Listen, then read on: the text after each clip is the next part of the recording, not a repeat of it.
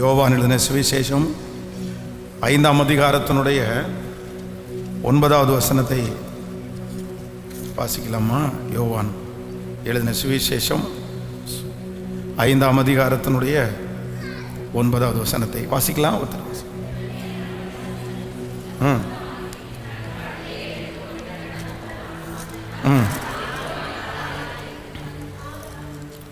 உடனே அந்த மனுஷன் சொஸ்தமாகி தன் படுக்கையை எடுத்துக்கொண்டு நடந்து போனான். அந்த நாள் ஓய்வு நாளாயிருந்தது.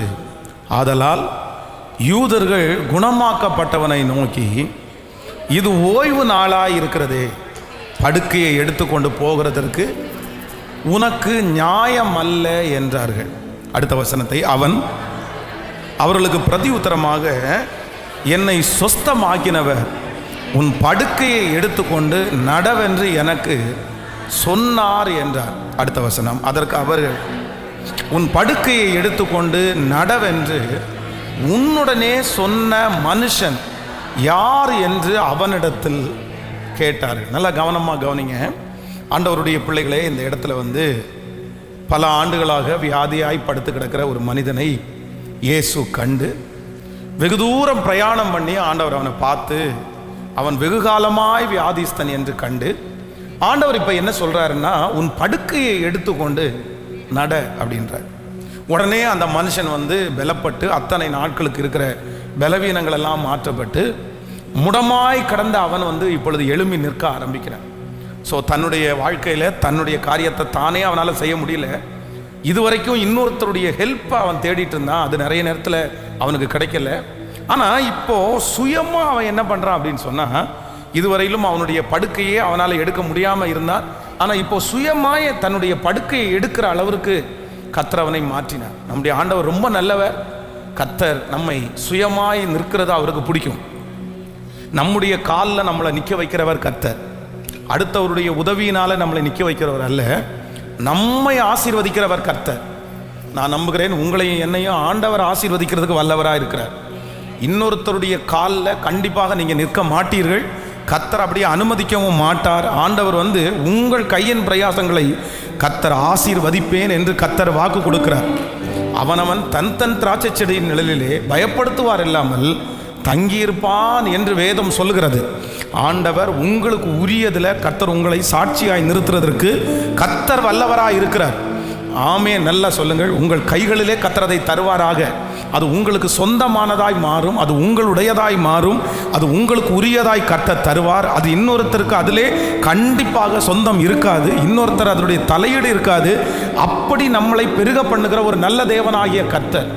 நீங்களும் நானும் என்ன ஜெபிக்கணும் அப்படின்னு சொன்னால், ஆண்டவரே எனக்கும் என்னுடைய பிள்ளைகளுக்கும் எங்களுடைய கால்களிலே எங்களை நிற்க பண்ணும். நாங்கள் உங்களை நோக்கி நாங்கள் ஜெபிக்கணும், நீங்கள் எங்களுக்கு தரணும், நீங்கள் எங்களை ஆசீர்வதிக்கணும்.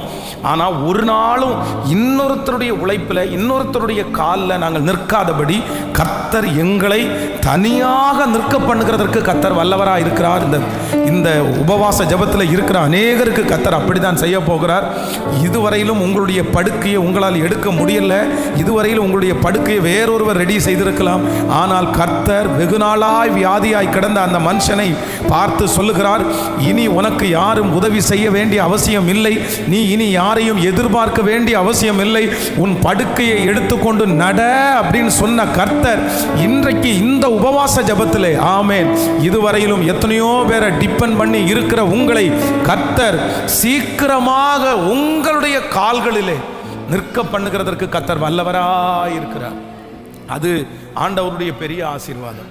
ஆனால் ஆண்டவர் இப்பொழுது உன் படுக்கையை எடுத்துக்கொண்டு நட அப்படின்னு ஆண்டவர் சொன்ன உடனே அந்த மனுஷன் என்ன பண்ணுறான் அப்படின்னு சொன்னால், தன்னுடைய படுக்கையை எடுத்துக்கொண்டு அவன் நடக்கிறான். உடனே சுற்றி இருக்கிறவர்களெல்லாம் என்ன கேட்குறாங்க அப்படின்னு சொன்னால், அவன் இத்தனை நாட்கள் வியாதிஸ்தன் என்று அவர்களுக்கு தெரியும். 13வது வசனத்தை நீங்கள் வாசிப்பீர்களே ஆனால் 13வது வசனம், அதற்கு அவன் உன் படுக்கையை எடுத்துக்கொண்டு நட என்று உன்னுடனே சொன்ன மனுஷன் யார் என்று அவனிடத்தில் கேட்டார்கள். அப்போ அவங்க எல்லாருமே அத்தனை பேருமே அவனுடைய வாழ்க்கையிலே அவனுக்கு ஒரு பெரிய சந்தோஷத்தின் நாள், ரொம்ப மகிழ்ச்சி அடைகிறான். சரி, இத்தனை நாட்களும் நான் படுக்கையில் கிடந்தேன், இப்போ ஆண்டவர் என்னை நடக்க பண்ணியிருக்கிறாருன்னு ரொம்ப சந்தோஷப்படுறான்.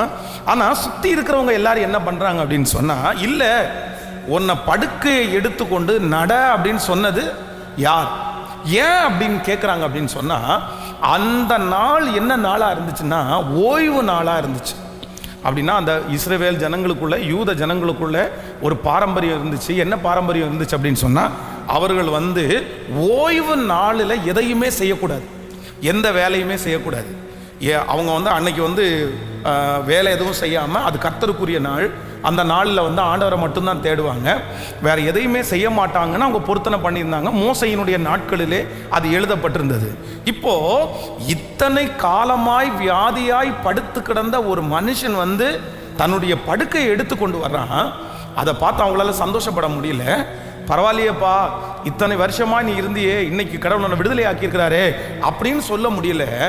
அவங்க அத்தனை பேர் என்ன சொல்றாங்க அப்படின்னு சொன்னா, உன்னுடைய படுக்கையை எடுத்துக்கொண்டு நடன்னு சொன்னது யாரு? யார் உன்னை விடுதலையாக்குனா? நீ எப்படி இன்னைக்கு நடக்கலாம்?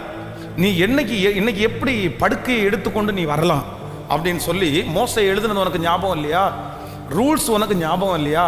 நீ எப்படி இதை செஞ்ச அப்படின்னு அவன்கிட்ட நிறைய கேள்வி மேல கேள்வி கேட்குறாங்க. அப்போ ஆண்டவருடைய பிள்ளைகளே, ஒன்று நினைத்துக் கொள்ளுங்கள், இந்த உலக வாழ்க்கையிலே ஆண்டவருடைய பிள்ளைகள் ஏதோ ஒரு நம்ம சகலமும் ஒழுங்காக நடக்கணும், ஒழுங்காக இருக்கணும், நம்ம நேர்த்தியாக வாழணும். ஆனால் நீங்கள் நினைத்துக் கொள்ளுங்கள், உங்களுடைய மரியாதை இல்லைன்னா உங்களுடைய கனம், உங்களுடைய பரம்பரை, உங்களுடைய பாரம்பரியம், இந்த பாரம்பரியத்தையும் இந்த உலகத்தில் இருக்கிற சில காரியங்களையும் நீங்க உங்க மனசுல வச்சுட்டு சில அற்புதங்களை நீங்க ரிஜெக்ட் பண்ணி, எனக்கு மனுஷன் முக்கியம் இல்லை, நீ சுகப்படுத்தப்பட்டது முக்கியம் இல்லை, நீ எழுந்து நடக்கிறது எனக்கு முக்கியம் இல்லை, எனக்கு நீ ஓய்வு நாளிலே எதற்கு இப்படி நடந்தாய், நீ எப்படி இந்த மாதிரி படுக்கை எடுத்துக்கொண்டு வரலாம், அதுதான் எனக்கு முக்கியம் அப்படின்னு நினைச்சிட்டு இருந்ததை கர்த்தர் என்ன செய்தார் என்றால், கர்த்தர் அதம் பண்ணினார். அவருக்கு ரூல்ஸ் தெரியாதா? அவருக்கு மோசையினுடைய நியாயப்பிரமாணம் தெரியாதா? ஆண்டவருக்கு நியாயப்பிரமாணம் தெரியும், ஆண்டவருக்கு கண்டிப்பாக ரூல்ஸ் அண்ட் ரெகுலேஷன் தெரியும். ஆனால் இந்த இடத்துல ஆண்டவர் ஜனங்களுக்கு என்ன நிரூபிக்கிறார் அப்படின்னு சொன்னால், முதல்ல யாரு தான் முக்கியம் அப்படின்னு சொன்னால், ஒரு மனுஷன் சுகமாய் வாழ்ந்து இன்னைக்கு அற்புதத்தை பெற்றுக்கொள்ளுகிறது தான் முக்கியமே தவிர, அதற்கு மிஞ்சி எந்த ரூல்ஸ் அண்ட் ரெகுலேஷனும் இல்லைன்றத கர்த்தர் அந்த இடத்திலே நிரூபித்தார். ஆமேன் சொல்லுங்கள். கடந்த சில நாட்களுக்கு முன்பாக ஒரு கவுண்டர், அப்படின்னா இந்த கவுண்டர் கம்யூனிட்டி நம்முடைய கோயம்புத்தூர் பட்டணத்தில் நிறைய அதிகமாக இருக்குது. இது கொங்கு, இந்த கொங்கு பெல்ட்ல எல்லாம் பார்த்தீங்க அப்படின்னு சொன்னால் கவுண்டர்ஸ் நிறைய பேர் இருக்கிறாங்க. அவங்க நிறைய பேர் இப்பொழுது சமீப காலமாய் நிறைய பேர் ரட்சிக்கப்படுகிறார்கள். அப்போது அவங்களுடைய கூட்டத்தில் காலேஜ் படிக்கிற சமயத்தில் ஒரு வாலிப தங்கச்சி ஆண்டவராகிய இயேசு கிறிஸ்துவை அறிந்து சொந்த ரட்சகராக ஏற்றுக்கொண்டு அந்த பிள்ளை அங்கே காலேஜில் ஞான ஸ்நானம் எடுத்து, ஆனால் வீட்டில் இருக்கிற சூழ்நிலை நிமித்தமாய் அவங்க இன்னொரு ஃபேமிலியில் கல்யாணம் பண்ணி கொடுத்தாங்க. இப்போ அவங்க தன்னுடைய கணவனாருக்கு தெரியாமல் ஒளிஞ்சு பார்த்தீங்கன்னா பைபிள் வாசிக்கிறது, நிறைய யூடியூப்பில் நிறைய மெசேஜ் எல்லாம் கேட்குறது. அப்போ அந்த கணவனார் இல்லை, நம்ம இதை ஒன்று நான் கல்யாணம் பண்ணிக்க மாட்டேன் அப்படின்னு சொல்லி அந்த மாதிரி பிரச்சனை நடந்துட்டு இருக்குது. அப்போ அந்த சிஸ்டரை அவங்க அப்பா இங்கே கூட்டிகிட்டு வந்தார், என்னிடத்துல கூட்டிகிட்டு அவர் எங்கிட்ட தனியாக பேசணும் உங்கள்கிட்ட அப்படின்னு சொன்னார். என்ன சொன்னார் அப்படின்னு சொன்னால், சார் உங்களுக்கு தெரியாதது ஒன்றுமே இல்லை சார். என்ன அப்படின்னு சொன்னால், எனக்கு இயேசுவை பிடிக்கும், எனக்கு ஜீசஸை பிடிக்கும். ஜீசஸ் என்னுடைய மகளுக்கு எத்தனையோ அற்புதங்களை செய்திருக்கிறார். இன்னைக்கு என் மக உயிரோடு இருக்கிறது ஜீசஸ் தான். இந்த ஜீசஸ் அவன் மனசில் வச்சுக்கிட்டும் சார், மனசில் வைக்காமல் இப்போ எல்லாருக்கும் முன்னாடியும் இந்த பைபிள் வாசிக்கிறதுனால செய்தியெல்லாம் கேட்குறதுனால தான் பிரச்சனை வருது. அவள்கிட்ட சொல்லுங்கள் சார், மானம் தான் முக்கியம், குடும்பம் தான் முக்கியம், வம்சம்தான் முக்கியம், எங்கள் ஜாதி தான் முக்கியம், அதில் இருந்தால் தான் வாழ முடியும் அப்படின்னு சொல்லுங்கள் அப்படின்னு எங்கிட்ட அவர் கவுன்சிலிங் கொடுக்கறதுக்காக எங்கிட்ட தனியாக பேசினார். அப்போ எனக்கு அந்த தகப்பனார் எனக்கு ஏசப்பாவை பிடிக்கும், எனக்கு பைபிளை பிடிக்கும், எனக்கு சர்ச்சை பிடிக்கும், என் பிள்ளை அதுக்கப்புறம் நிறைய மாறிட்டா, எல்லாமே எனக்கு ஓகே. ஆனால் என்னுடைய கூட இருக்கிற ஜனங்கள் என்னுடைய சொந்தக்காரங்க எல்லாம் என்னை தப்பாக நினைப்பாங்கல்ல, அதுக்காக என் பிள்ளை நான் கிறிஸ்தவர்களுக்குரிய காரியத்தை செய்கிறேன்றதை வெளியே காமிக்காமல் இருந்தால் நல்லா இருக்கும்ல அப்படின்னு அவர் சொன்னார். அப்போது இன்னைக்கு இருக்கிற அவர்கள் மட்டுமல்ல, ஆண்டவருடைய பிள்ளைகளுக்கு கூட நிறைய பேருக்கு எது முக்கியம் அப்படின்னு சொன்னால், இந்த காரியத்தை எல்லாம் முக்கியத்துவப்படுத்தி, என்னுடைய குடும்பம் தான் எனக்கு முக்கியம், எனக்கு சொந்தக்காரங்க தான் எனக்கு முக்கியம், எனக்கு இந்த மரியாதை தான் எனக்கு தான் முக்கியம், நான் தலை நிமிர்ந்து வாழ வேண்டாமா, அவன் என்ன சொல்லுவான், இவன் என்ன சொல்லுவான், என் குடும்பம் என்ன சொல்லும், நாளைக்கு எப்படி நான் தலை நிமிர்ந்து வாழுவேன், நான் இந்த மாதிரி நான் சாக வேண்டியதானே, குடும்பத்தோடு நாங்கள் சாக வேண்டியதான், நான் அழிய வேண்டியதான். இப்படியே உலகத்தில் இருக்கிற மனுஷனுடைய காரியத்தை நினச்சி தன்னுடைய வாழ்க்கையை கெடுத்து கொள்ளுகிற எத்தனையோ பேர் இன்று இந்த சமுதாயத்திலே வாழ்கிறார்கள். கர்த்தருடைய பிள்ளைகளே, உடனே ஃபேமிலியில் பிரச்சனையை கொண்டு வரணும்னு சொல்லலை, நீங்கள் எதிர்த்து நில்லுங்க அப்படின்னு சொல்லலை, அந்த காரியத்தை குறித்து பேச வரல. சில காரியத்தை நம்ம பொறுமையாய் கையாண்டு தான் ரட்சிப்பை கொண்டு வர முடியும். ரட்சிப்பும் ஆண்டவரை தேடுவதையும் இன்னொருத்தருக்குள்ளே புகுத்த முடியாது. ஆனால் ஒன்று நினைத்து கொள்ளுங்கள், உங்கள் வாழ்க்கையில் எந்த சூழ்நிலையிலையும் நான்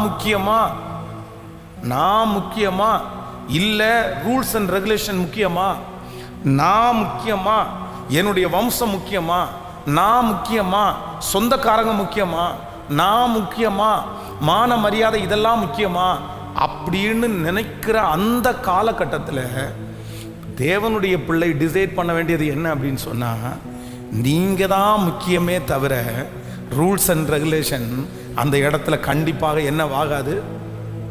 சத்தமாக சொல்லுங்கள், அந்த இடத்துல கண்டிப்பாக அது முக்கியம் கிடையாது. உங்களுடைய கணவனார் முக்கியமா, இல்லை உங்களுடைய பழைய அன்புகள் முக்கியமா, உங்களுடைய குடும்பத்தில் இருக்கிற மக்கள் முக்கியமா, அவங்கெல்லாம் சொல்கிற வார்த்தை முக்கியமா, அவங்க என்ன நினைப்பாங்க, அவங்க என்னை பற்றி என்ன நினைப்பாங்க, இந்த பக்கத்து வீட்டுக்காரங்க என்ன நினைப்பாங்க, நான் இப்படி குறைஞ்சு போனால் என்ன நினைப்பாங்க. இல்லை இல்லை இல்லை, கர்த்தர் இந்த இடத்துல இந்த மனுஷனுக்கு அற்புதம் செய்து கர்த்தர் என்ன இந்த இடத்துல நிரூபிக்கிறார் அப்படின்னு சொன்னால், ஆண்டவர் ரூல்ஸ் அண்ட் ரெகுலேஷனை மதிக்கிறார், மோசையினாலே எழுதப்பட்ட நியாயப்பிரமாணத்தை ஆண்டவர் மதிக்கிறார். ஆனால் ஒன்று, இந்த இடத்துல மோசையினால் எழுதின அந்த பிரமாணத்தை விட எதுதான் முக்கியம் அப்படின்னு சொன்னால், இந்த மனுஷன் இன்றைக்கு எழும்பி நடக்கிறான் என்றால் இதுதான் எனக்கு மிகவும் முக்கியமான ஒன்று. ஹல்லேலூயா. இந்த உபவாச ஜெபத்தில் ஏதோ ஒன்றை பிடிச்சி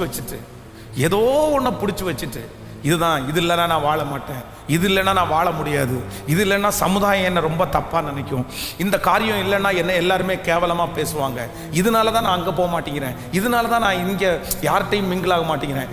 இப்படிப்பட்ட ஒரு எண்ணத்தில் ஆண்டவருடைய பிள்ளைகள் நீங்கள் இருப்பீர்களே ஆனால் கர்த்தர் என்ன வாக்கு கொடுக்கிறார் என்றால், நீங்கள் சுகமாய் வாழ்வதும், நீங்கள் நலமாய் இருப்பதும், நீங்கள் அற்புதத்தை பெற்றுக்கொள்வதும் அதுதான் உங்கள் வாழ்க்கையில் என்னவென்று சொன்னால் முக்கியமான ஒன்று. ஆமேன் சொல்லுங்கள். கைகளை உயர்த்தி எல்லாரும் சொல்லுங்க, ஆண்டவரே என்னை எந்த சூழ்நிலையிலையும் என்னை நீர் முக்கியத்துவப்படுத்துகிறதற்காக உமக்கு நன்றி. ஆமேன் ஆமேன். கைகளை உயர்த்தி ஒரு ஹல்லேலூயா சொல்லலாம். இப்போ பாருங்களேன், இளையகுமாரன் தன் தகப்பனுடைய வீட்டை விட்டு கிளம்பி தன் தகப்பனாரிடத்திலிருந்து எல்லா சொத்துக்களையும் வாங்கிட்டு வெளியூர் போயிட்டான். வெளியூர் போய் எல்லாத்தையுமே அழிச்சிட்டான். இப்போ அந்த மகன் என்ன பண்ணுறான் அப்படின்னா, திரும்பி வர்றான். திரும்பி வந்து தன்னுடைய தகப்பனாரிடத்தில் சொல்லுகிறான், தகப்பனே, உமக்கு விரதமாகவும் பரத்துக்கு விரதமாக நான் என்ன செஞ்சேன், பாவம் செஞ்சேன், இனியும் உம்முடைய பிள்ளைன்னு சொல்கிறதுக்கு எனக்கு தகுதி இல்லை, வேலைக்காரனில் ஒருவனாக வைத்து கொள்ளும் அப்படின்னு அவங்க அப்பாட்ட சொன்ன உடனே அவங்க அப்பா அவனுக்கு வஸ்திரத்தை கொடுத்து, அவங்க அப்பா அவனுக்கு பாதரட்சியை கொடுத்து, அவங்க அப்பா அவனுக்காக கொளுத்த கன்றையை அடித்துக்கிட்டார். இப்போ மூத்த சகோதரன் வயல்லிருந்து வர்றார். வயல்லிருந்து வந்த உடனே தன்னுடைய சகோதரன் என்ன கேட்குறான் அப்படின்னு சொன்னா, இவனுக்கு இது கேட்கல. வேசிகளிடத்தில் தன் ஆஸ்தியை அழித்து போட்ட இவனுக்கு இது தேவையா? நீங்க இந்த கொளுத்த கன்றை அடிக்கிறது தேவையா? இவனை வீட்டுக்குள்ள ஏத்துறது தேவையா? இவனை என்ன பண்ணீங்க? இவன் எவ்வளவு மோசமானவன், இவன் பணத்தை எல்லாம் வாங்கிட்டு போறான். சித்தப்பா என்ன நினைப்பாரு, பெரியப்பா என்ன நினைப்பாரு, அவங்க சொந்தக்காரங்க எல்லாம் என்ன நினைப்பாங்க? இவனை கொஞ்ச நாள் நீங்க தள்ளி வைக்கணும்ல.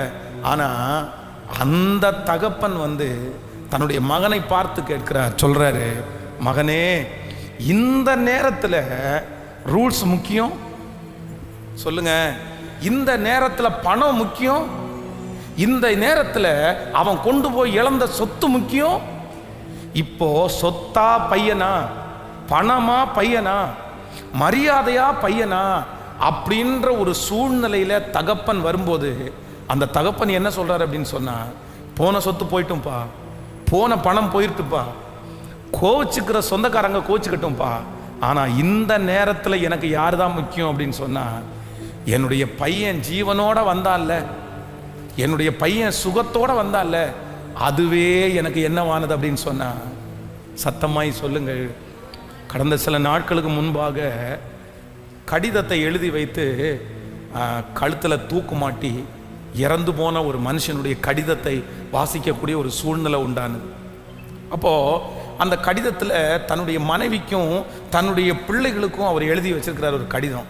என்ன கடிதம் எழுதி வச்சிருக்கிறாருன்னா, நான் உனக்கு ஒரு நல்ல கணவனாரா இல்லை, நான் உனக்கு உங்களுக்கு ஒரு நல்ல அப்பாவா இல்லை, என்னால் உங்களுக்கு எந்த பிரயோஜனமும் இல்லை, நான் எதையுமே உங்களுக்கு சம்பாரித்து வைக்க முடியல, சரி எதையுமே சம்பாரித்து வைக்க முடியாமல் உங்களுக்கு பாரமாக இருக்கிற ஒரு அப்பா வேண்டான்னு நீங்களும் நிறைய நேரத்தில் நினச்சிருக்கிறீங்க.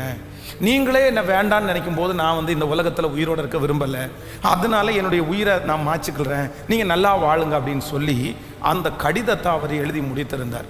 உண்மையிலே ரொம்ப வருத்தமாக இருந்துச்சு.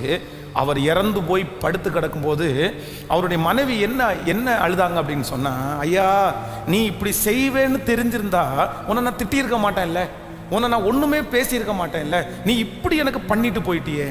என்ன அப்படின்னு சொன்னால், அவர் ஒரு காலத்தில் நல்லா இருந்தார், இன்னொரு காலத்தில் அவர் என்ன பண்ணார்னா ரொம்ப ஒன்றும் இல்லாமல் போயிட்டார், பிஸ்னஸில் லாஸ் பண்ணிட்டாரு, பெரிய கடன்காரராய் மாறிட்டார்.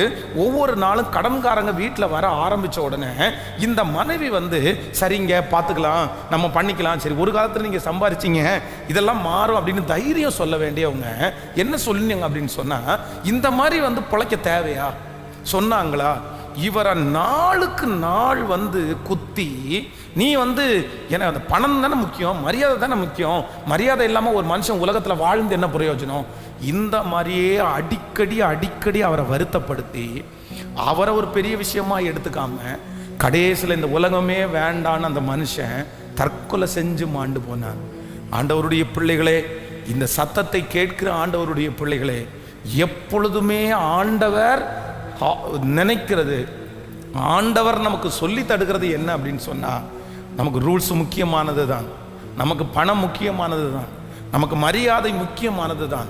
ஆனா சில இடங்களிலே மனிதனா பணமா, நம்முடைய வீட்டில் இருக்கிறவர்களா இந்த சொந்தக்காரங்களுடைய வார்த்தையான்னு கேட்கும்போது நீங்களும் நானும் எதைத்தான் சூஸ் பண்ணணும் அப்படின்னு சொன்னா, சத்தமா சொல்லுங்க, நம்முடைய பிள்ளைகளையும் நம்மையும் தான் நம்ம முக்கியமாக நினைக்கணுமே தவிர கர்த்தரும் அதைத்தான் நமக்கு கற்று தருகிறார்.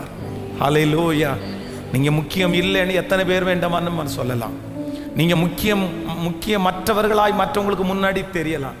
நான் எல்லாம் ரொம்ப அவசியம் இல்லை, ஒரு மானத்தை இழந்து நான் வாழணுமா பாஸ்டர், பணத்தை இழந்து நான் வாழணுமா பாஸ்டர், இவ்வளோ பெரிய அசிங்கத்தோடு நான் வாழணுமா, இவ்வளோ பெரிய அவமானத்தோடு நான் வாழணுமா அப்படின்னு இந்த சத்தத்தை கேட்கிற யாராவது ஒருத்தர் உங்கள் மனசில் நினச்சிட்டு இருந்தா, ஆண்டவர் உங்களை பார்த்து என்ன சொல்கிறார் அப்படின்னு சொன்னால், மகளே உன்னை சுற்றி இருக்கிற எல்லா அவமானத்தை விட, உங்களை சுற்றி இருக்கிற எல்லா குறைகளை விட கண்டிப்பாக நீ அவசியமான மகள், நீங்கள் அவசியமான மகன்.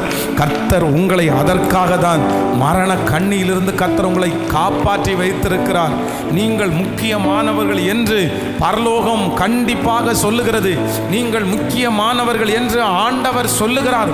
கர்த்தர் உங்களை எல்லாவற்றை பார்க்கலாம், ஆண்டவர் உங்களை எப்படிதான் வச்சிருக்கிறார்னா முக்கியமானவர்களாய் வைத்திருக்கிறார்.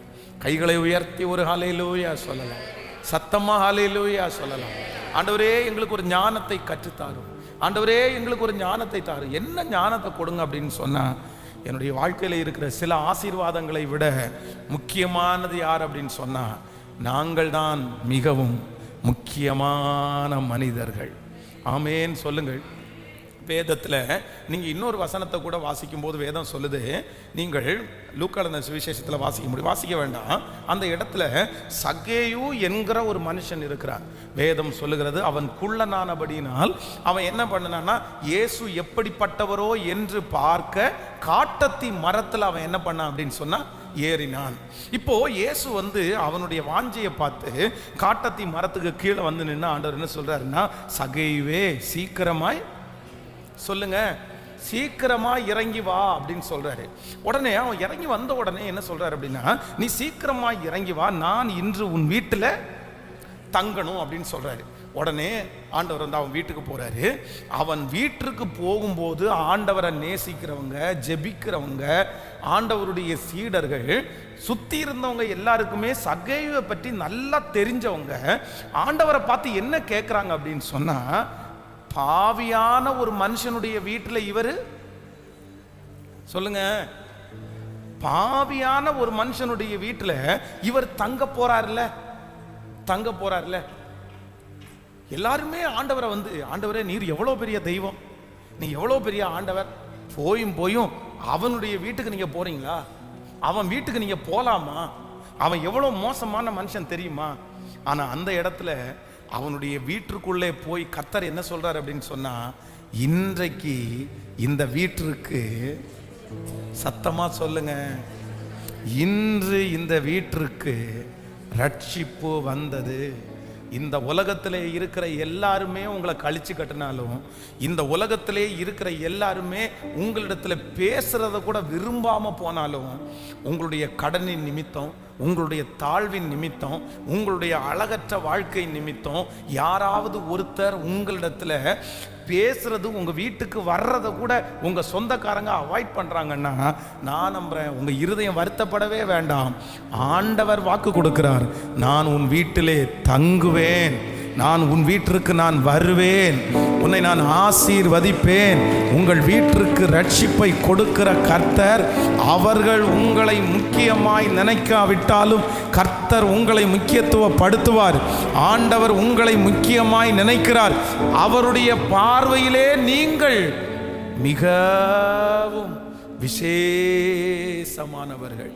கைகளை அசைத்து ஒரு ஹல்லேலூயா சொல்லுங்க. ஸோ இன்னைக்கு இந்த உபவாச ஜபத்தில் உங்கள் இருதயத்தின் ஆழத்தில் என்ன யோசிக்கணும் அப்படின்னு சொன்னால், சில காரியங்களை நீங்கள் ரொம்ப முக்கியம்னு நினச்சி அதுக்கு பின்னாடி ஓடி, அதற்கு பின்பாக பிரயாசப்பட்டு, அதுக்கு பின்னாடி கடந்து அலைஞ்சு இந்த வருத்தத்தை சுமக்கிறதை விட கர்த்தர் வாக்கு கொடுக்கிறார், எது முக்கியம் என்கிறதை கண்டுகொள்ளக்கூடிய ஒரு ஞானத்தை கர்த்தர் உங்களுக்கு கிருபையாய் தருவாராக. ஆமேன் சொல்லுங்கள். பாருங்க, இந்த திருநெல்வேலியிலிருந்து வெளி ஊரில் தங்குறாங்க பாருங்க. வெளி ஊரில் தங்கி ஏதாவது ஒரு கல்யாணத்துக்கு போகிறாங்கன்னு வைங்களேன், இங்கேருந்து கல்யாணத்துக்கு போகிறாங்கன்னா என்ன கேட்பாங்கன்னு நினைக்கிறீங்க? சிஸ்டர்ஸ் நிறைய பேர் என்ன கேட்பாங்கன்னு நினைக்கிறீங்க? திருநெல்வேலியில் இருந்து வந்தவங்க இருக்கிறாங்களா? என்ன கேட்பாங்கன்னு நினைக்கிறீங்க? என்ன கேட்பீங்க? கல்யாண வீட்டுக்கு போகும்போது சொந்தக்காரங்க எல்லாரும் வருவாங்க. எனக்கு ஒரு மாலை கூட இல்லை, எனக்கு ஒரு ஒட்டியானம் கூட இல்லை, எனக்கு ஒரு நெக்லேஸ் கூட இல்லை, எனக்கு ஒரு ஜிமிக்கி கம்மல் கூட இல்லை. ஆமாம், நான் இந்த ஜிமிக்கி கம்மல் இல்லாமல் எப்படி கல்யாணத்துக்கு போவேன்? நான் எப்படி எனக்கு நெக்லேஸ் இல்லாமல் நான் எப்படி போவேன்? எனக்கு மாலை இல்லாமல் நான் எப்படி போவேன்? அப்போ அவங்களுக்கு அன்னைக்கு என்னதான் முக்கியமா தெரியுது சொல்லுங்களேன்? மாலை. எதுக்கு அந்த மாலை அப்படின்னு கேட்டா, ஆமா உண்மைதான், நீங்க சொல்றது தவறெல்லாம் இல்லை. நீங்க இதுக்கு முன்னாடி ஒருவேளை நல்ல மாலை எல்லாம் போட்டுட்டு இப்போ நீங்க கொஞ்சம் சிம்பிளா நீங்க ஒண்ணுமே இல்லாமல் போயிட்டீங்கன்னா, பார்க்குற சொந்தக்காரங்கள்லாம் உங்களை பார்த்து என்ன கேட்பாங்க தெரியுமா? துக்கம்தான் விசாரிப்பாங்க. ஸோ அவங்களுடைய பார்வைக்கு பொறுத்த வரைக்கும் நீங்கள் மாலை இல்லாமல் போனீங்கன்னா நீங்கள் ரொம்ப கஷ்டப்படுறீங்கன்னு அர்த்தம். நீங்கள் நெக்லேஸ் இல்லாமல் போனீங்கன்னா ரொம்ப கஷ்டப்படுறீங்க அர்த்தம். என்ன கடன் ஏதாவது ஆச்சா? என்ன பிஸ்னஸ் ஏதாவது நஷ்டம் ஆயிடுச்சா? நீங்கள் அதை சும்மா போடாமல் போனால் கூட அவங்க பார்வை உங்களை எப்படி தான் பார்க்கும். ஆனால் உண்மையிலே அந்த இடத்துல உங்கள் குடும்பத்தினுடைய சமாதானம் முக்கியமா, நெக்லேஸ் முக்கியமா, அப்படின்னு கேட்டா சகோதரிகள் சொல்லுங்கள், நீங்க என்ன சொல்லுவீங்க? பாஸ்டர், நெக்லஸ் இல்லாமல் அங்கே போகிறதுனுடைய வருத்தம் எனக்கு மட்டும்தான் பாஸ்டர் தெரியும். எவ்வளோ என்னை வருத்தப்படுத்துவாங்க தெரியுமா பாஸ்டர்? எவ்வளோ என்ன திட்டுவாங்க தெரியுமா பாஸ்டர்? எவ்வளோ கேவலமாக என்ன பார்ப்பாங்க பாஸ்டர் தெரியுமா பாஸ்டர்? அதுக்கு குடும்ப சமாதானம் இல்லா கூட பரவாயில்ல பாஸ்டர், எனக்கு என்னதான் முக்கியம்.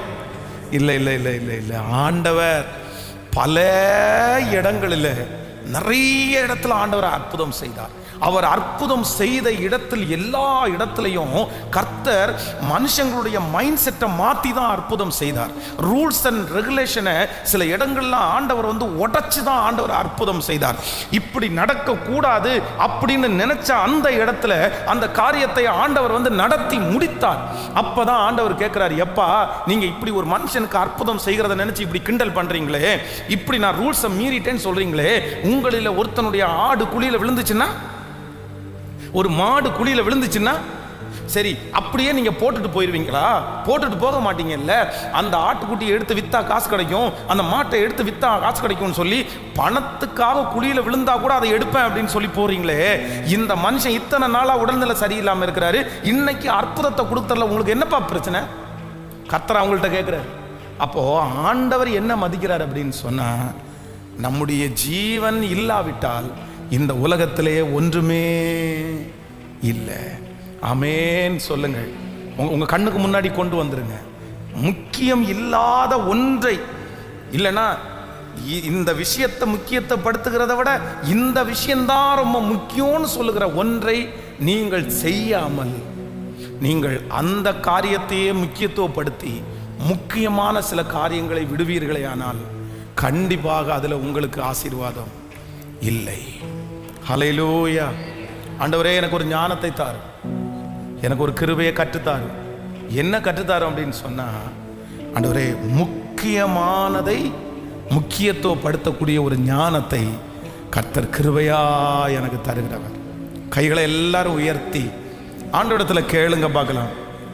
நன்றி ஆண்டவரே, உலகத்திற்காக, மனிதனுக்காக, சொந்தக்காரங்களுக்காக முக்கியமானதை நான் தவறவிட்டு முக்கியமானதை நான் இழக்கிற அந்த சூழ்நிலையை ஒரு காலம் நீங்க எனக்கு அனுமதிக்கவே கூடாது ஆண்டவரே. சொல்லுங்க சத்தத்தை உயர்த்தி, முழு பலத்தோட ஆண்டவரத்துல சொல்லுங்க. ஆண்டவரே, எனக்கு அந்த ஞானத்தை தாங்க ஆண்டவரே. என்னுடைய குடும்பத்தில் இருக்கிறவர்களுக்கு அந்த ஞானத்தை கொடுங்க ஆண்டவரே. என்னுடைய தகப்பனாருக்கு அந்த ஞானத்தை கொடுங்க ராஜா. கேளுங்க. ஸ்தோத்திரம். ஹல்லேலூயா. இந்த காரியங்கள் நிச்சயமாய் என்னாலே சாத்தியமல்ல. இந்த காரியங்கள் நிச்சயமாய் என்னாலே சாத்தியமல்ல. சொல்லுங்க எல்லாரும். என் பலவீனம் அதிகம், என் குறைவுகளோ ஏராளம். என் பலவீனம் அதிகம், என் குறைவுகளோ ஏராளம். சொல்லுவோம். என் பலவீனத்தில் உம் கிருபை பூரணமாய் விளங்குது, என் சுகவீனத்தில் உம் கிருபை தாராளமாய். சொல்லுவோம். என் பலவீனத்தில் உம் கிருபை பூரணமாய் விளங்குது, என் சுகவீனத்தில் உம் கிருபை தாராளம். முடிஞ்சவங்க கையை உயர்த்தி, என் தேவனே, சத்தமாய தேவனே, ஹல்லேலூயா. இந்த பலன் நிச்சயமாய் என் பலன் அல்ல, இந்த பலன் நிச்சயமாய் என் பலன் அல்ல.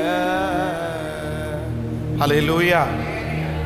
பரம்பரைகள் பரம்பரையாய் கையாளுகிற சில விஷயங்கள், வம்சமாய் கையாளுகிற சில விஷயங்கள், ஜாதிகளுக்கு இருக்கிற சில பெருமைகள், சில குடும்ப உறவுகளுக்கு இருக்கிற சில பெருமைகள், இல்லைன்னா சில திருச்சபை சம்பந்தப்பட்டு இருக்கிற சில உறவுகள், இது எல்லாத்தையும் ஆண்டவருடைய பிள்ளைகள் அடையாளம் கண்டு கொண்டு இதில் எது முக்கியம் அப்படின்னு தெரிந்து கொள்கிற அந்த ஞானத்தை கண்டிப்பாக நீங்கள் என்ன பண்ணணும்னா வளர்த்துகிறவர்களாய் கர்த்தர் உங்களை மாற்றுவாராக.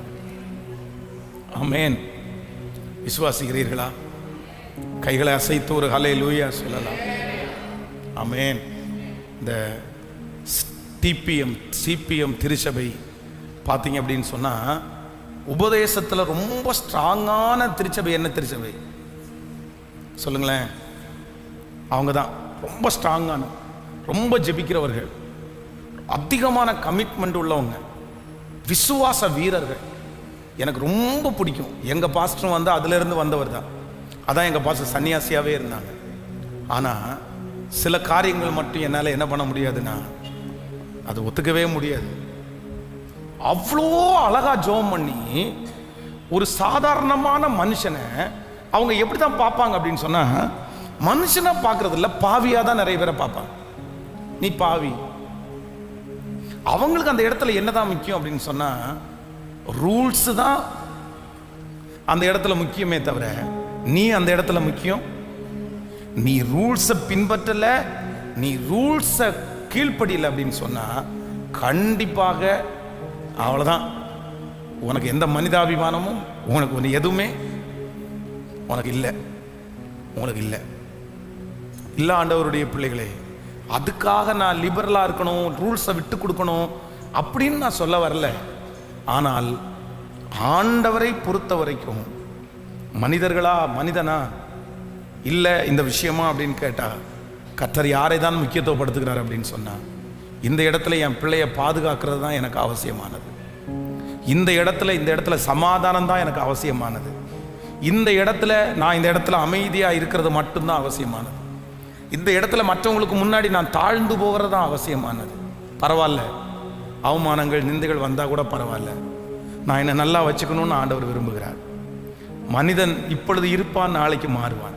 எல்லாரும் வெளியில் ஒன்று சொல்லுவாங்க, ஆனால் உள்ளுக்குள்ளே பார்த்தீங்க அப்படின்னு சொன்னால் வித்தியாசமாக இருப்பாங்க. அதான் என்னுடைய ஒரு இந்து நண்பர் ஒருத்தர் இருக்கிறார். அவர் வந்து ஒரு நாள் என்னை வந்து அவருடைய வீட்டுக்கு கூப்பிட்டுருந்தார். கூப்பிடும்போது, உங்களுக்கு மத்தியானம் சாப்பாடு நான் தரேன், நீங்கள் வந்து இந்த மாட்டு இறைச்சி பீஃப் சாப்பிடுவீங்களான்னு கேட்டார் என்கிட்ட. அப்போது நான் என்ன சொன்னேன் அப்படின்னு சொன்னால், நான் சாப்பிடுவேன், அதெல்லாம் ஒன்றும் பிரச்சனை இல்லை, எதுனாலும் சாப்பிடுவேன், வெஜ்னாலும் பரவாயில்ல, நான்வெஜ்னாலும் பரவாயில்ல. ஆனால் எனக்கு அவர் சாப்பிடுவார் அப்படின்னு சொன்னது எனக்கு வித்தியாசமாக இருந்துச்சு. ஸோ அவங்க வீட்டில் செய்வாங்க அப்படின்றது எனக்கு ஆச்சரியமாக இருந்துச்சு.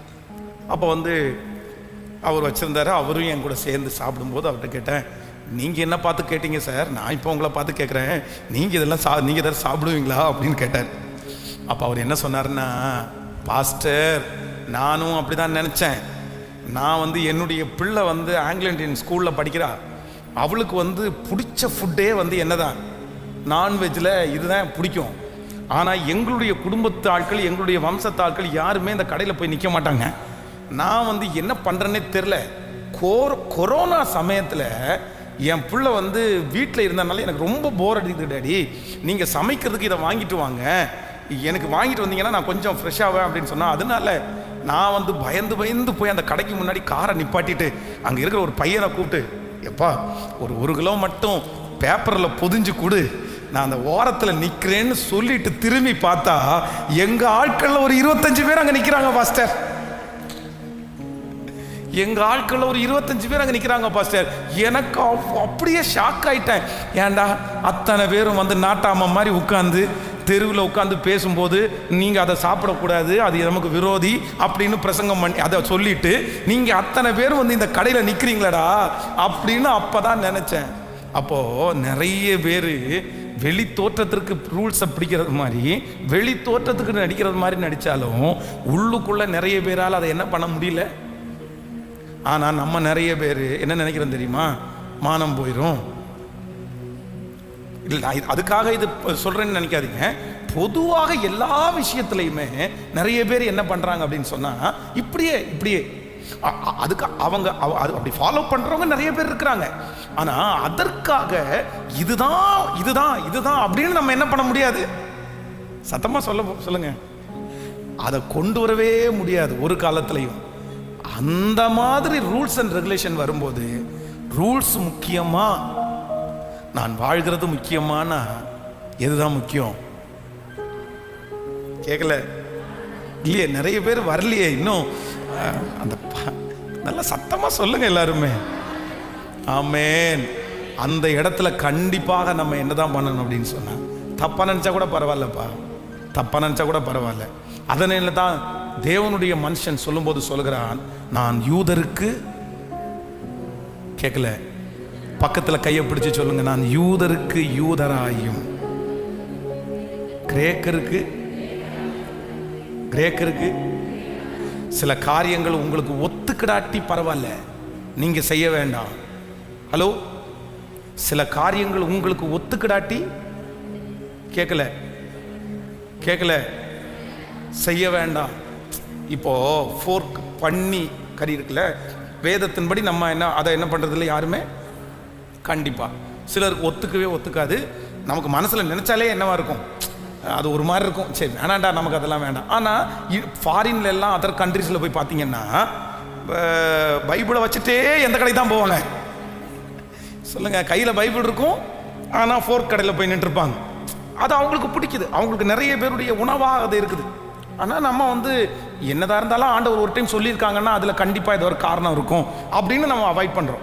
நமக்கு அது பிடிக்கல, எனக்கு அது மனசுக்கு பிடிக்காது, உடம்புக்கு முடியல, அது செட் ஆகாதுன்னு சொல்லும்போது நம்ம என்ன பண்ணுறோம், வேணாம் பிரதர் எனக்கு வேணாம், அதை அவாய்ட் பண்ணுறது தவறு இல்லை. ஆனால் சாப்பிட்டியா செத்தனி நரகம் தாண்டா டைரக்டாக உனக்கு, அவ்வளோதான் பண்ணி மாதிரி நீ முகத்தை கீழே தாண்டா வைக்க போகிற. இப்படியே ஆண்டவருடைய பிள்ளைகள் நம்ம என்ன பண்ண முடியாது சொல்லுங்க. எனக்கு அது ஒத்துக்கிடலை அப்படின்றதுக்காக நான் அவாய்ட் பண்ணுறது தவறல்ல. ஆனால் அதே நேரத்தில் நம்ம ரூல்ஸுக்காக, சில காரியங்களுக்காக கண்டிப்பாக அதை ஃபாலோ பண்ண சத்தமாக சொல்லுங்க முடியாது. அதில் யாரு தான் முதல்ல நிற்பான்னு சொன்னால், அதில் என் கர்த்தருடைய வார்த்தை தான் முதல்ல நிற்கும். அதனால தான் நான் யூதருக்கு யூதராயும் கிரேக்கருக்கு, நமக்கு அந்த இடத்துல ரட்சிப்பு தான் முக்கியமே தவிர வேற எதுவும் முக்கியமானது. சத்தமாக சொல்லுங்க, கைகளை அசைத்து ஒரு ஹல்லேலூயா. சரவணம்பட்டி பகுதியிலே ஒரு கிராமத்தில் இப்பொழுது ஒரு நல்ல திருச்சபை இருக்கிறது. கிட்டத்தட்ட 300 பேருக்கு மேலே அதிகமாக இந்த சர்ச்சுக்கு வர்றாங்க. அந்த சர்ச்சு 2002 வருஷம் ஆரம்பிக்கப்பட்டது. 2002 வருஷத்தில் நான் பைபிள் காலேஜ் படிச்சிருக்கும் போது, நானும் என் கூட பைபிள் காலேஜ் படித்த ஒரு நபரும், என் கூட பைபிள் காலேஜ் படிக்கிற 4-5 ஸ்டூடெண்ட்டும் சேர்ந்து அந்த திருச்சபையை அப்படியே ஆரம்பித்து, அந்த இடத்துல ஊழியத்தை ஆரம்பித்து ஒரு ஷெட்டை போட்டு நிறைய நாட்கள் அந்த திருச்சபைக்கெல்லாம் நாங்கள் அப்படியே போனோம். அப்போ ஒரு நியூ இயர் சர்வீஸுக்கு அந்த ஏரியாவில் இருக்கிற ஜனங்கள் ரொம்ப பாசமுள்ள ஜனங்கள். அவங்க எல்லாம் அன்னைக்கு மதியானம் கண்டிப்பாக நீங்கள் எங்கள் வீட்டில் சாப்பிட்டு தான் ஆகணும்னு சொன்னாங்க. சரி, எங்களுக்கு வெளியில் சாப்பிட்றதுனா அவ்வளோ பிரியம். பைபிள் காலேஜ்லேருந்து சாப்பிட்றத விட வெளியே போய் சாப்பிட்றது அவ்வளோ பிரியம். நாங்கள்லாம் ரொம்ப சந்தோஷமாக பாஸ்டர் நாங்கள் கண்டிப்பாக சாப்பிட்றோன்னோ. அந்த பாஸ்டர் என்கிட்ட சொன்னார், நீங்கள் வெளியில் சாப்பிட்றது மாதிரி இருக்குல்ல, எங்கள் ஜனங்கள் சமைக்கிறது கொஞ்சம் வித்தியாசமாக இருக்கும், கொஞ்சம் அட்ஜஸ்ட் பண்ணி தான் சாப்பிடணும்னு சொன்னாங்க.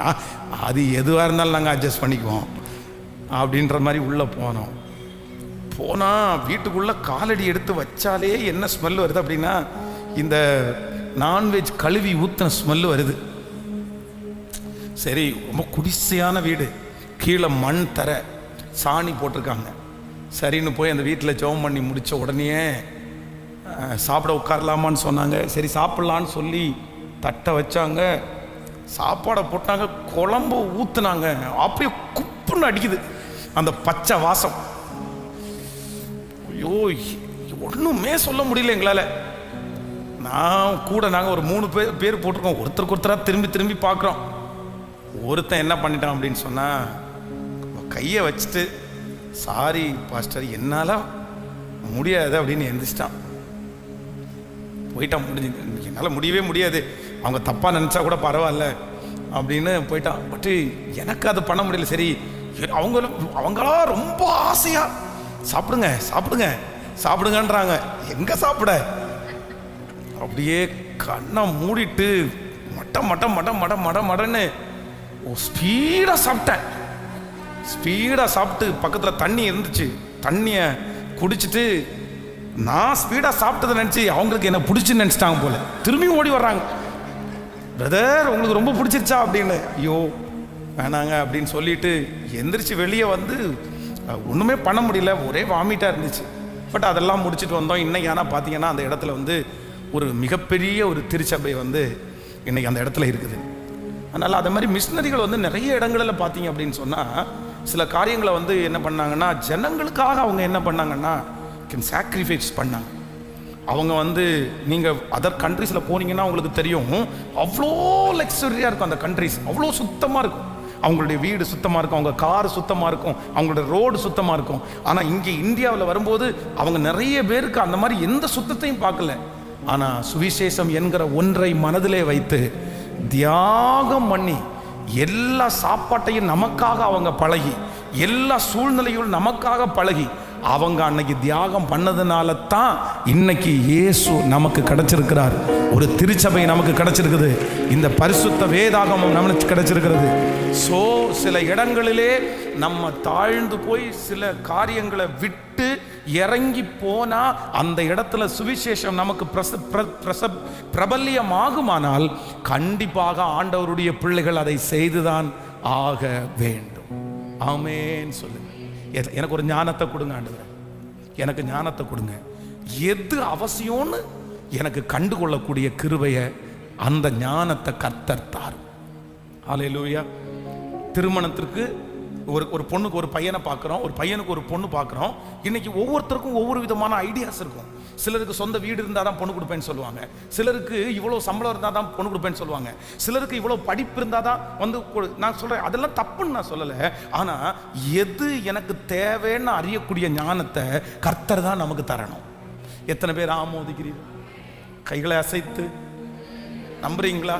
ஆண்டவரே எனக்கும் என் பிள்ளைகளுக்கு ஒரு ஞானத்தை கொடுக்கணும். என்ன ஞானம் கொடுக்கணும்னா, இப்போதைக்கு என்ன, இந்த இடத்துல நான் என்ன செய்யணும், நான் என்ன செய்யணும், இது எதை விடணும், எதை பிடிச்சிக்கணும், எதை வச்சுக்கணும், இந்த ஞானம் மட்டும் உங்களுக்கு இருக்குமானால் நான் சொல்றேன் 90% பிரச்சனையை நீங்க அந்த இடத்துல சால்வ் பண்ணிடுவீங்க.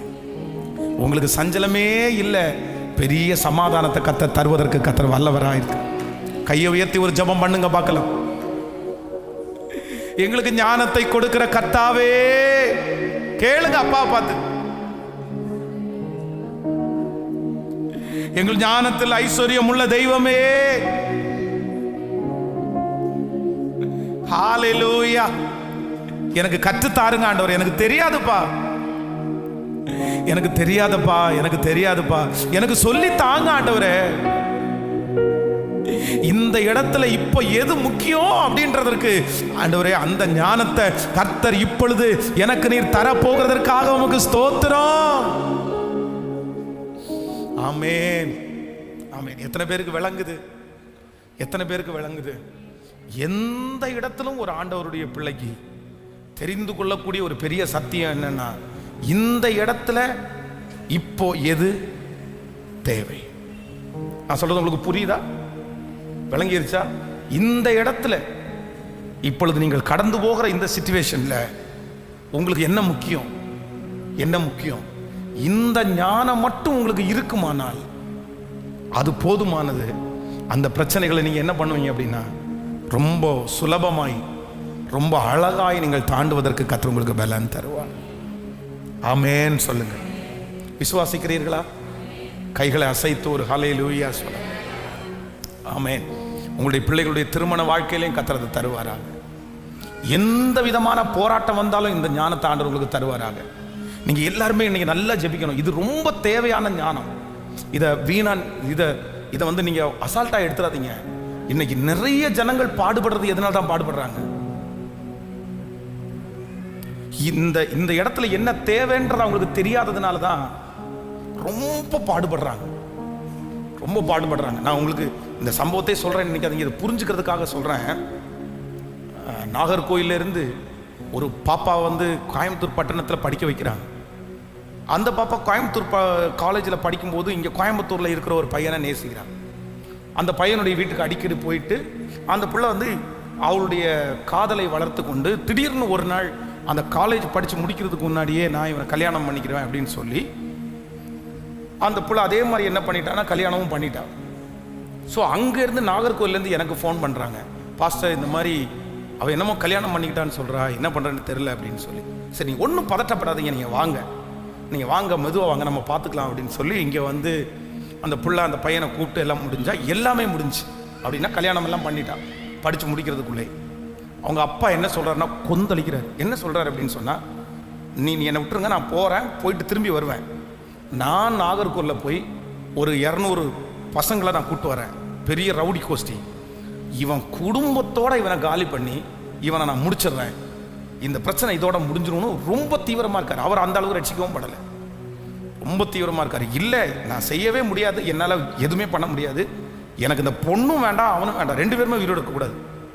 அப்புறம் அவரை பேசி சால்வ் பண்ணி சொல்லி, இப்போ என்ன முக்கியம் பிரதர், இது நடந்துருச்சு, இந்த இடத்துல நீங்கள் இப்படி தீவிரமாக நிற்கிறதுனால என்ன நடக்கும்னு நினைக்கிறீங்க, கொஞ்சம் யோசிங்க.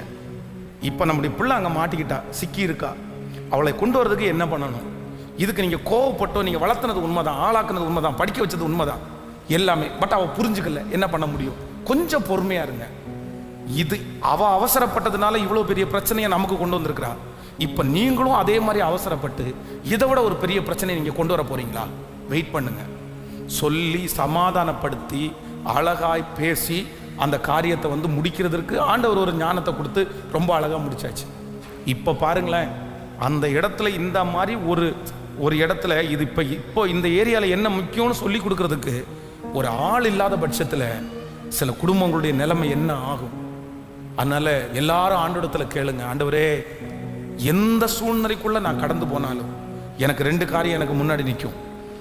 ஆனால் ஜனங்களுக்காகவும் சொந்தக்காரங்களுக்காகவும் சுற்றி இருக்கிறவங்களுக்காகவும் நான் உடனே இதுதான் எனக்கு கரெக்டுன்னு சாயாதபடி அந்த இடத்துல என்ன முக்கியமோ அதை எனக்கு கற்றுத்தாரோன்னு கேளுங்க. ஆண்டவர் உங்களை ரொம்ப நேர்த்தியாய் நடத்துவதற்கு கர்த்தர் வல்லவராக இருக்கு. ஹல்லேலூயா. ஆமோதிக்கிறீர்களா இல்லையா? எத்தனை பேர் ஆமோதிக்கிறீர்கள்? சில இடங்களிலே சில முக்கியமான காரியத்தை நம்ம தவற விடுறதுனால தான் பெரிய பாரத்தை நம்ம சுமக்கிறோம். ஆனால் இனி அந்த இடத்துல அப்படி சுமக்கவே கூடாது. எல்லாரும் அப்படியே எழும்பி நின்று ஒவ்வொருத்தரும் ஜெபம் பண்ண போறோம். ஆண்டவரே எனக்கு விசேஷித்த ஞானத்தை கொடுக்கிற கர்த்தர் அவர். ஹல்லேலூயா, ஹல்லேலூயா.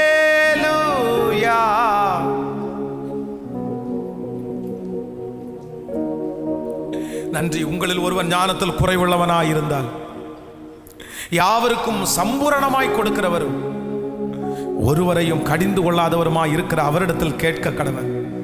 அப்பொழுது அவனுக்கு அந்த ஞானம் பரத்திலிருந்து உண்டாகும். கைகளை உயர்த்தி நன்றி நன்றி நன்றி நன்றி நன்றி. கற்று தாரும் நான் கடைபிடிப்பேன், சொன்னதை செய்து முடித்திடுவேன். கற்று தாரும் நான் கடைபிடிப்பேன், சொன்னதை செய்து முடித்திடுவேன். ஏசையா ஏசையா உம் அன்பினால் என்னை மூடுமையா. ஏசையா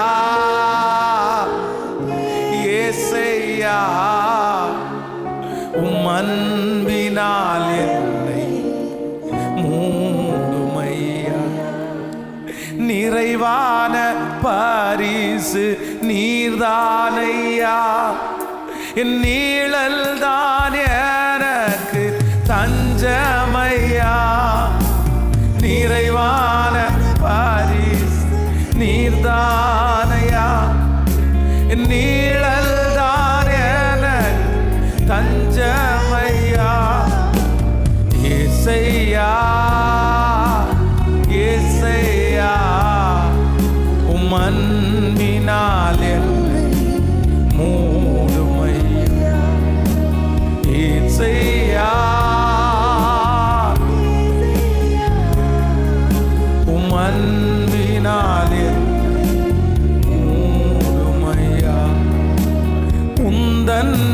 அடிமை நானையா, என்னை காப்பாற்றும் கடமை உமக்கையா.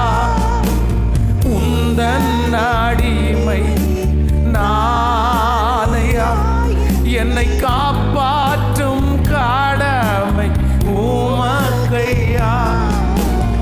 ஏசையா ஏசையா, உம் அன்பினாலே ஏசையா ஏசையா, உம் அன்பினாலே மூடுமையா. ஆமென். கண்களை திறந்து பாருங்க. பலர் எதுல விழுந்திருக்காங்கன்னா, பலர் எதுல ரொம்ப கஷ்டப்படுறாங்க அப்படின்னு சொன்னா, இந்த நேரத்துக்கு எது நமக்கு தேவைன்னு டிசைட் பண்ண தெரியாத நிறைய பேர் என்ன பண்ணியிருக்கிறாங்கன்னா, தங்களுடைய வாழ்க்கையிலே ஒன்றுமில்லாமல் போயிருக்கிறார். ஒரு ஞானமே இல்லாத ஒரு மனைவி, அந்த மனைவியை பைத்தியக்காரி பைத்தியக்காரி பைத்தியக்காரி அப்படின்னு திட்டி நான் பைத்தியக்காரியோ அப்படின்னு யோசிச்சு அந்த அந்த அந்த அந்த சிஸ்டருக்கு பைத்தியம் வர்றது மாதிரி ஒரு யோசனை இருக்குது. நான் பைத்தியமா மாறிடுவேன்னு போல தோணுது அப்படின்னு. அப்ப நான் அவரை பார்த்து சொல்றேன், பிரதர் ரொம்ப தப்பு பிரதர், அப்படி சொல்லாதீங்க. ஏன்னா பைத்தியக்காரின்ற நிறைய பேர் கூப்பிடுறாங்க, அதுக்கு பிரச்சனை இல்லை. நிறைய பேர் கூப்பிடுறாங்க, அதை ரொம்ப சீரியஸா எடுக்காத மனைவியா இருந்தா பிரச்சனை இல்லை. சரி இவர் என்னமோ கத்திட்டு இருக்காரு, அடுத்த நேரத்தில் சரியாயிருவாருன்னு நினைக்கிற மனைவினா பரவாயில்ல. பட் நீ பைத்தியக்காரின்னு சொல்றது அவங்களுக்கு ஊண்டாகுது, அதுல அவங்க ரொம்ப பாதிக்கப்படுறாங்க, அதுல அவங்க மனம் மாறுறது மாதிரி இருக்குது, நான் பைத்தியம் ஆயிரணும்னு பயமா இருக்குதுன்னு சொல்றாங்க. அதனால தயவு செய்து அதை நிப்பாட்டிட்டு நீங்க சொல்லுங்க, அப்படியெல்லாம் ஒன்றும் இல்லைம்மா, நீ நல்ல பொண்ணு அப்படின்னு நீங்க சொல்லுங்க, இல்லைன்னா அவங்கள காப்பாற்ற முடியாதுன்னு நான் சொல்றேன். பைத்தியக்காரியை பின்ன பைத்தியக்காரின்னு சொல்லாம வேற என்ன சொல்லுவாங்க பாஸ்டர்? அவர் என்கிட்ட சொன்ன வார்த்தை, பைத்தியக்காரிய பின்ன பைத்தியக்காரின்னு சொல்லாம என்ன சொல்லுவாங்க? அடுப்புல பாலை வச்சுட்டு போய் பாருங்க, அடுப்பங்கடையில் போய் பாருங்க, எத்தனை சட்டி பால் தீஞ்சு போய் கிடந்து பாருங்க அப்படின்னு என்கிட்ட சொல்றாரு. இல்ல பிரதர் சீரியஸா. கடைசியில் அவங்க என்ன ஆயிட்டாங்க அப்படின்னா, மனநலமா பாதிக்கப்பட்டு இப்போ அட் பிரசன்ட் அந்த மனநலமா பாதிக்கப்பட்ட அந்த சிஸ்டரை ஒவ்வொரு ஹாஸ்பிட்டலுக்காக கூட்டிட்டு போறாரு, டேப்லெட் வாங்கி கொடுக்குறாரு, என்னென்னமோ பண்றாரு. பட் அவங்களுக்கு அந்த மன அழுத்தத்திலிருந்து வெளியே வர முடியல. அன்னைக்கு அந்த சின்ன விஷயத்த செஞ்சா போதுமா இருந்துச்சுல்ல, பைத்தியக்காரியா மாத்திட்டு இப்ப மெடிசன் வாங்கி கொடுக்கறதுல என்ன பிரயோஜனம்? இப்ப மருந்து பார்க்கறதுல என்ன பிரயோஜனம்? அதனால அதான் ஆண்டவர் சொல்றாரு, நீங்க வெந்தயத்துல கணக்கு பாக்குறீங்கப்பா, நீங்க ஜீரகத்துல கணக்கு பாக்குறீங்கப்பா, நீங்க கடுகுல கணக்கு பாக்குறீங்கப்பா, ஆனா எதை விட்டுறீங்க? பெரிய ஓட்டம் உங்க வாழ்க்கையில் இருக்குது, பெரிய ஓட்டம் உங்களுக்கு இருக்குது. நீங்க ஒட்டகம் போறதுக்கு வழி விடுறீங்க, ஆனா ஊசி போடுற இடத்துக்கு நீங்க என்ன பண்றீங்கன்னா யோசிக்கிறீங்க. கர்த்தர் அப்படி சொல்றாரு. அப்போ தேவனுடைய பிள்ளைகளை, உங்களுக்கு எல்லாருக்கும் நமக்கு ஞானம் வேணும். ஏதோ ஒன்றை பிடிச்சிக்கிட்டு அவங்க பிடிச்சிக்கிட்டாங்க நாங்களும் பிடிச்சிக்கணும் சொல்ல முடியாது. நம்ம என்ன பண்ணணும்னா, இந்த சூழ்நிலைக்கு என்ன தேவை, இப்போதைக்கு என்ன, இந்த பக்குவம் மட்டும் உங்களுக்கு வந்துச்சுன்னு வைங்களேன், நீங்க ஜெயிச்சிட்டீங்க. ஹல்லேலூயா. இந்த இடத்துல நான் அமைதியா இருக்கணுமா? ரைட், அதை கண்டுபிடிச்சிட்டீங்களா? அமைதியா இருந்துட்டீங்கன்னா அந்த இடத்துல ஒரு பெரிய ஜெயம். கேட்கலாமா ஆண்டவரிடத்துல? எல்லாருமே கேட்க போறோம், ஆண்டவரே எனக்கு ஒரு ஞானம் நீங்க தரணும். அதான் ஆண்டவர் சொல்றாரு, இந்த இடத்துல ரூல்ஸ் முக்கியமா சுகம் முக்கியமா அப்படின்னு அவங்க கேட்கும்போது, அந்த ரூல்ஸை கொடுத்ததே நான் தான்ப்பா, ஆனா இந்த இடத்துல ரூல்ஸை விட எதான் முக்கியம்னா அவனுக்கு அற்புதம் தான்ப்பா முக்கியம். நீ படுக்கை எடுத்துக்கொண்டு நட போப்பா, உன்னை படுக்கை எடுத்துக்கொண்டு நடன்னு சொன்ன ஆள் யார் அப்படின்னு நோன்றாங்க, கேட்குறாங்க. அதை குறிச்செல்லாம் எனக்கு பயம் இல்லைப்பா. அதனால ஆண்டவரே எனக்கு கிருபை தாரு. தேவையில்லாத ஒன்றுக்காக நான் ஒரு நாள் என்ன போடக்கூடாதுன்னா, சண்டை சிஸ்டர்ஸ் எல்லாம் சொல்லுங்க, கேட்கல இல்லையே, சத்தமா வரலையே. நீங்க அழுறதுக்கு கண்டிப்பா என்ன இருக்கணும்? கேட்கல. உங்க கண்ணை திறந்தா தண்ணி வருதுன்றதுக்காக அழுதுறக்கூடாது. ஆமா, நீங்க அழுகிறதற்கு கண்டிப்பாக என்ன இருக்கணும்? உங்களுடைய அழுகை காரணமான அழுகையா மாறணும். நீங்க ஒரு துள்ளி கண்ணீர் வடிச்சா கூட அந்த கண்ணீர்ல கண்டிப்பாக ஒரு ஆசீர்வாதம் இருக்கணும். அந்த கண்ணீர் ரொம்ப விலையேற பெற்றதா இருக்கணும். சும்மா அழுதுட்டு இருக்க கூடாது, கண்டதுக்கு அழுதுட்டு இருக்க கூடாது, தேவையில்லாத அழுதுட்டு இருக்க கூடாது. நீங்க அழுகிறதுக்கு ஏதாவது நோக்கம் இருக்கா? அதுக்கு என்ன காரணம்னு அது அழாம இருக்க முடியும்னா அதுல என்ன பண்ணணும்?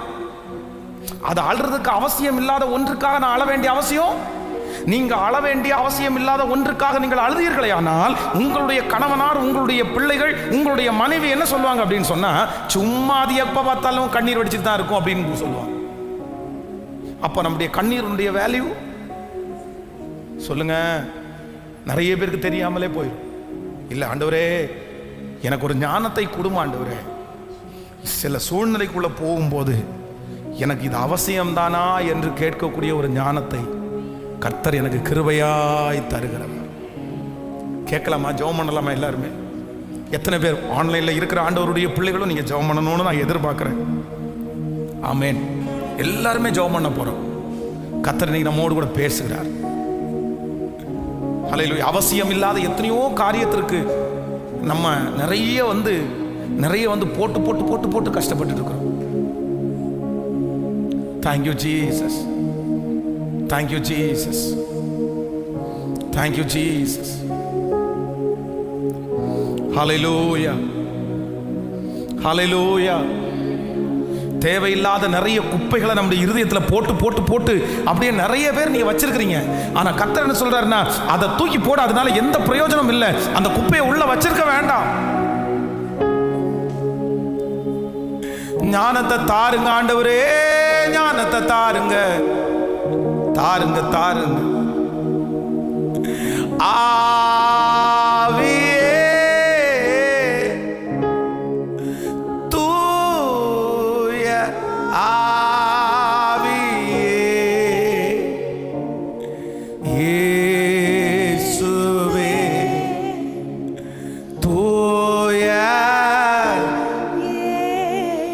கைகளை உயர்த்தி சொல்லும் ஆவியே, ஆவியே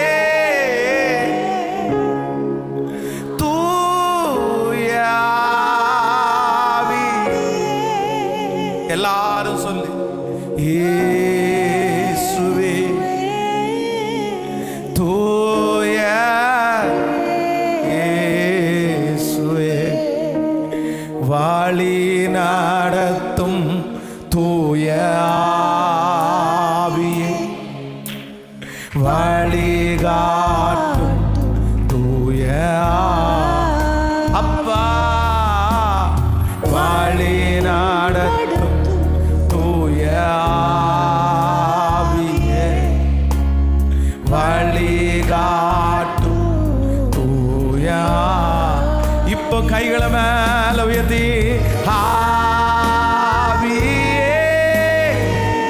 சத்தமா தூயா இயேசுப்பா இயேசுப்பா ஆவியே தூயா. கைகளை உயர்த்தி ஆவியானவரே, ஆவியே தூயாவே தூயா. நீர் ஒருவரே நல்லவர், நீர் ஒருவரே நல்லவர். ஆவியே தூயா ஆவியே. ஆண்டவரே, ஞானத்திலே விசேஷமான ஞானத்தை இந்த உபவாச ஜபத்தில் இருக்கிற எங்க எல்லாருக்கும் தாங்க ஆண்டவரே, எங்க எல்லாருக்கும் தாங்க ஆண்டவரே. நாங்கள் கடந்து போகிற சூழ்நிலை, நாங்கள் கடந்து போகிற தேவையில்லை. இந்த நேரத்தில், இந்த சமயத்தில் இப்போ எது அவசியம், எது தேவை அப்படின்னு கண்டுபிடிக்கக்கூடிய ஒரு ஞானத்தை கர்த்தர் எங்கள் எல்லாருக்கும் தயவாய் இப்பொழுது இந்த உபவாச ஜெபத்தில் நிற்கிற எங்க எல்லாருக்கும் தாங்க ஆண்டவரே. Thank you Jesus. Thank you Jesus. சில நேரத்தில் இந்த உலகம் எங்களுக்கு கொடுக்கிற அவார்டை வச்சு நாங்கள் ஒண்ணுமே பண்ண முடியாதுப்பா, எதையுமே செய்ய முடியாது. அதனால எங்களுடைய மேன்மைகளை நாங்கள் இழக்காதபடிக்கு கர்த்தர் எங்களை கிருபையாய் தப்புவித்து நீர் எங்களை காப்பாற்ற போகிறதற்காக இந்த ஜெபத்தில் இருக்கிற இந்த சத்தத்தை கேட்கிற எங்க ஒவ்வொருத்தரை நீங்கள் காப்பாற்ற போகிறதற்காக நன்றி.